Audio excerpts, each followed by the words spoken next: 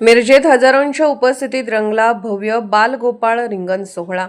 माजी पालकमंत्री तथा आमदार डॉ. सुरेशभाऊ खाडे यांच्या पुढाकारातून आयोजित करण्यात आलेल्या भव्य बालगोपाळ रिंगण सोहळ्यात हजारो बाल वारकऱ्यांनी टाळ मृदुंगाच्या गजरात विठ्ठल नामाचा जयघोष करत संपूर्ण शहर भक्तिरसात न्हाऊन काढले। मिरजेच्या ऐतिहासिक लक्ष्मी मार्केट परिसरात आयोजित करण्यात आलेल्या या भव्य सोहळ्यात हजारो विद्यार्थी, विद्यार्थिनी, पालक, शिक्षक आणि वारकरी मोठ्या संख्येने सहभागी झाले। टाळ मृदुंग आणि अभंगाच्या मधुर सुरांनी संपूर्ण परिसर भक्तिमय झाला।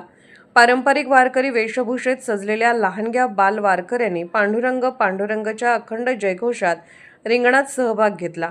विठ्ठल रखुमाईच्या नामस्मरणाने आणि भक्तिभावाने भारावलेले वातावरण प्रत्येकाच्या मनाला स्पर्शून गेले। या सोहळ्याचे मुख्य आकर्षण ठरले ते हजारो बाल वारकऱ्यांनी साकारलेले भव्य रिंगण। टाळ मृदुंगाच्या तालावर फुगड्या, अभंग आणि हरिनामाचा गजर करत लहानग्यांनी वारकरी परंपरेचे जिवंत दर्शन घडवले। त्यानंतर शिस्तबद्ध दिंडीत सहभागी होत भक्ती, संस्कार आणि सामाजिक ऐक्याचा सुंदर संदेश दिला। Bureau report SS news Marathi, Miraj. आपल्या सर्वांचं दैवत असणारे विठू माऊली यांच्या आषाढी एकादशी निमित्त आज हा बालगोपाळाचा रिंगण सोहळा आपल्या मिरज येथे संपन्न होतोय। सालाबादप्रमाणे आज चांगला रिस्पॉन्स मिळालेला आहे।